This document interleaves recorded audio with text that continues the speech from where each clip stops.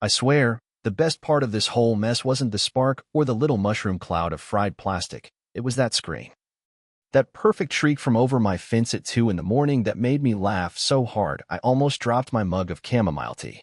See, when your next-door neighbor decides your backyard is basically her personal charging station for her spoiled teenager's souped-up ATV, you get creative. Especially when you happen to be, well, me, a systems engineer with a mild obsession for monitoring every watt that flows through my house like it's my own bloodstream. It didn't start with the fireworks, though. It started about 2 months before that scream, when I noticed my home energy monitor was throwing me little flags, just tiny dips, a kilowatt-hour here, another there, always around 1 to 3 a.m. Not enough to run the hot tub, way too much for the refrigerator. And I knew my own house like the back of my hand. I built half the system myself, for fun, and tuned it so tight I could tell you when my coffee maker needed descaling just from the amperage draw.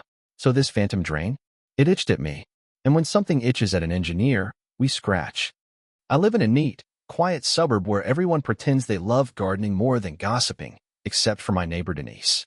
She moved in about 2 years ago with her freshly minted divorce. A small dog that barks at clouds, and a nose permanently pointed in everyone else's business.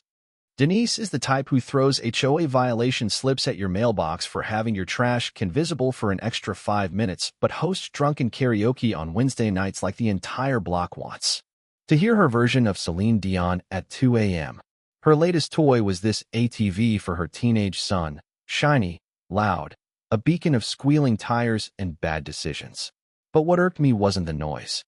It was when I was trimming the hedges one afternoon and caught a bright orange extension cord snaking through my rose bushes, slithering like a thief toward my tool shed. And sure enough, hidden behind it, one of my old, barely used outlets. I didn't say anything right away. I'm not a confrontational guy by nature. Instead, I shut down all my exterior breakers except one and waited. Next morning, there it was again. My logs showed the same dip. So, now I had proof. She was stealing my power.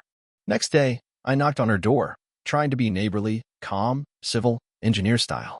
She answered in pink yoga pants, a sparkly phone in one hand, a mimosa in the other at 11 in the morning. Before I could even finish my polite question, she laughed, straight up laughed in my face and said, "Oh, relax, Mark, it's just a little juice. You've got all that fancy solar stuff, you don't even feel it." She even patted my shoulder, like I was some fussy grandpa fussing over pennies. That's when something inside me switched. See, you can insult my lawn, you can park too close to my driveway, fine, but you do not mock my craft. I work with power grids big enough to keep hospitals alive through hurricanes. This was personal. So I called the HOA, thinking surely they'd handle it. But if you've ever dealt with an HOA run by Denise's Bridge Club buddies, you know how that went.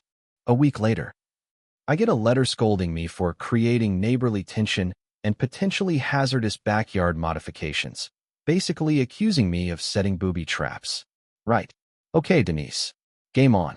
I spent the next 2 nights in my garage drafting what I like to call the zapper. Technically, it was a simple impedance trap. I made a decoy outlet that looked real, half hidden behind the shed where the original outlet had been. Then I put a fake extension cord right where I knew her kid would see it, just casually looped over the fence. Like lazy old Mark forgot to unplug his leaf blower again.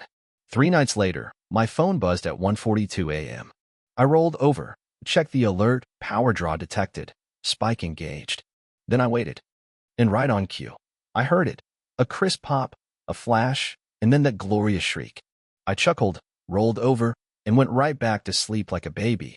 But Denise? Oh, she woke the entire block. Stomping around at dawn, yelling about sabotage, calling the fire marshal, probably threatening to sue the power company too. Next morning, the HOA's lackey shows up, some junior pencil pusher named Greg in a golf shirt, clipboard in hand, reading me bylaws about unsafe electrical installations.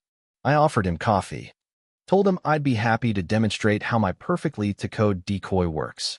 He declined the demo, wise man, but I knew Denise wouldn't stop. So I upgraded my setup, added a hidden logger that pinged my server the moment she plugged in, tucked a tiny camera in a birdhouse and pointed it right at her backyard. And for good measure, I left another lazy cord hanging near the fence. 4 nights later, bam. Same time, same crime, same pop. Second charger fried. Second shriek. But this time, I had 4K footage, time-stamped logs. Everything. I didn't wait for Greg, the clipboard guy. I marched that morning straight into the HOA office, dropped the USB stick on Janice's desk, the only sane person on that board, and said, "Before you find me again, watch this." She did. Her face went pale halfway through. She promised they'd review this thoroughly. Denise, meanwhile, came to my door, pounding like she was the sheriff of some Wild West town. "What did you do to my son's ATV, Mark?"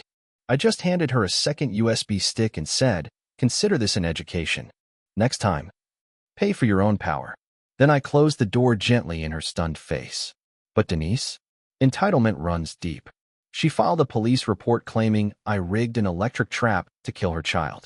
When the cop came over, I made him coffee, pulled up my logs, showed him the footage.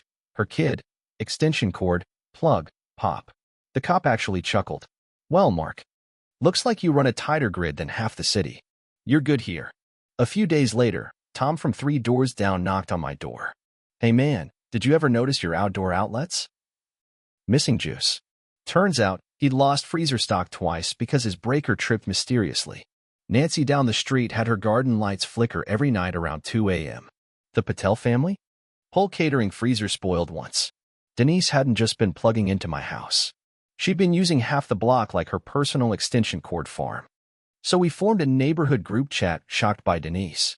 Within 2 days, 20 families had joined, each with a story, a spike in their power bill, or a suspicious extension cord sighting.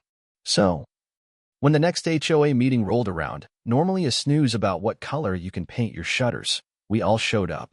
Tom played the footage on a projector, Denise's kid, Denise's ATV. Denise's shady backyard parties powered by stolen juice. Denise turned beet red, sputtering, "It's community power."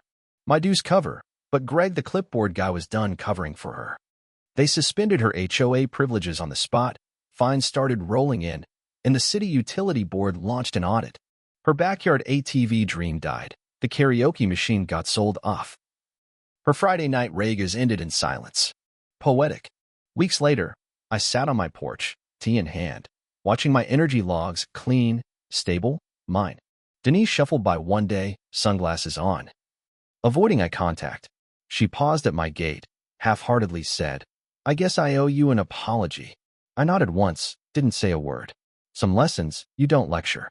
You let the bill and the silence do the talking. So yeah, sometimes neighborhood peace doesn't come from turning the other cheek. Sometimes it comes from a well-designed circuit, a hidden camera, and a bunch of good folks finally saying enough. If you've ever had a neighbor like Denise, or maybe worse, tell me in the comments how you'd have handled it. Would you have flipped the breaker, called the cops, or designed your own shock therapy? I want to hear every petty detail. And hey, check your outlets tonight. You never know who's just borrowing a little juice right under your nose. Thanks for listening, friends. Stay safe, stay smart, and may your logs always be clean. See you in the next story.